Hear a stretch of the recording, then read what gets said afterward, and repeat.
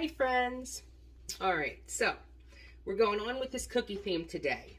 We've already done a few this morning. Now this one is very close to my heart. Many of you, when I was returning recipes, I also included I sent the jalapeno popper chicken recipe, but some of you I also added my Kiffle recipe.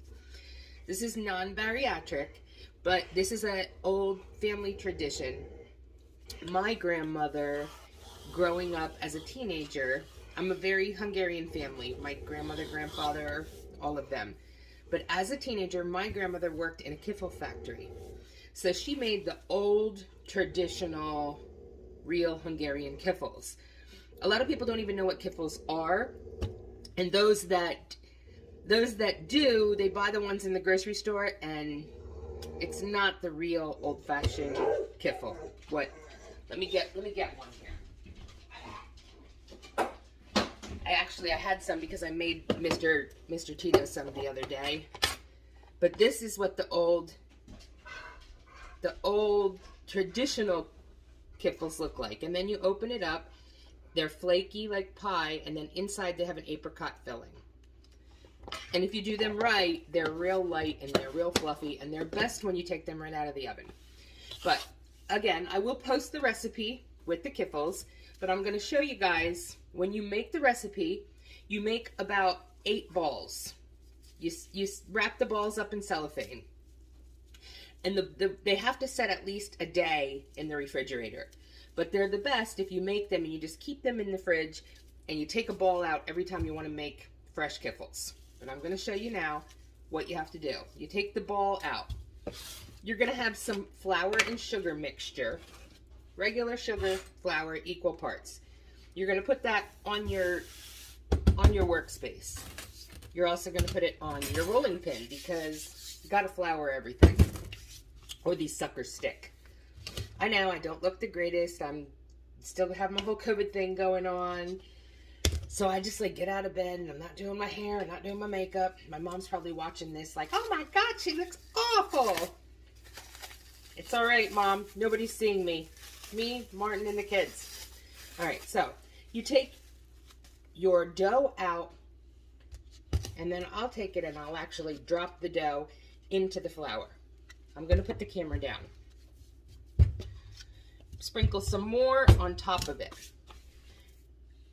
I'm going to put the thing down so you guys could see what I'm doing. All right, so we got the flour.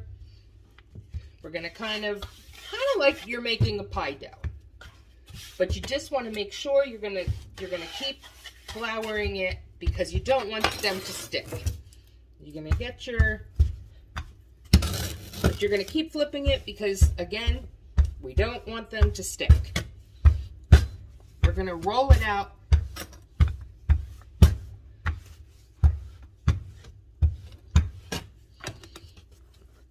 Make sure you got your flour under it. Sprinkle a little bit more. It's 50-50 flour, sugar.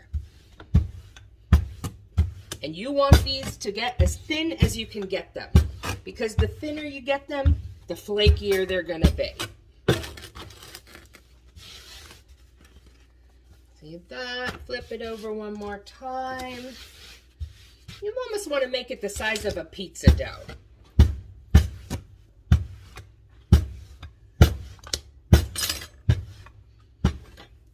There you go. Nice.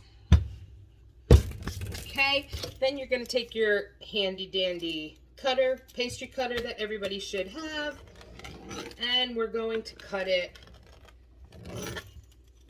Sometimes Mr. Tito likes them a little bit bigger. Traditional, old school, they make them really, really small, little bite size. It's a lot of work. So you could really make them as big as you'd like from here. They don't have to be perfect. You got that going. Then we are going to you need apricot butter. This is apricot butter, not apricot jelly. You're going to take a little bit on each spoon. Look at this one's a little big here.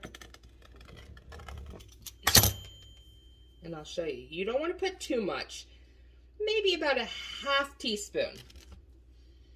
Half teaspoon on the top of each one of these little, almost like you're just making little crescents. But you're going to put that on all the way around. Once you get them all the way around, you're going to take each one, you're going to kind of fold it. So you're kind of sealing in that apricot. Little bit of seal. And then you're loosely going to fold that down into your little crescent. Basically, that's the extent of it. So you're going to put them on there. You're going to close it up a little bit. Nothing crazy. And then just fold them down. Fold them down and then kind of just shape it. Shape it into your little tiny crescent. All right, so you got that? We're going to kind of seal it into like little tiny bundles of apricot love. And then fold them down. Fold them down, bring the little thingy up. In the meantime, you have the oven. In the meantime, we have the oven heating up to 350. 350, move your rack up. You don't want to burn the bottom of these. But you do the same thing all the way around and you make yourself a whole tray. And they're a little bit of work, but they're the best things ever. And at the grocery store, they sell like 8 of these kiffles for like $10, $12 around here. I think it may be a Pennsylvania Dutchy type thing also, because it's a popular thing here. But I know when I was in Florida, many of my mom's friends, the women, don't even know what kiffles are. So you can also fill it with a nut filling. You take an egg white, and you beat the egg white to a frothy, beaten egg white consistency. You add a little bit of lemon zest and crushed walnuts. Mix that together, and you can fill these with a nut filling. Some of the older Hungarian ladies like a prune filling, so you fill some of them with prune. But you're going to make your whole tray up here. We're going to put them all out on the tray, and then we're going to pop them into the oven. I almost dropped the apricot butter on the floor. For about 12 minutes at 350. Again, I was telling you when I was filling them, you need apricot butter. This is not apricot jelly. It's a thicker consistency, and it won't run out of the kiffles. You can make your own apricot butter. My mom can't find it in Florida, so she takes dried apricots and she cooks them down to make an apricot butter.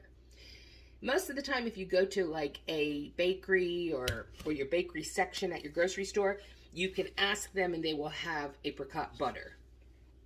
But again, you don't want the jelly, you want the butter. I will show you guys the final result when I'm done. But like I said, these are from the other day, from the ones I made for Mr. Tito. After you take them out, you let them cool on a rack, and then you cover them with powdered sugar.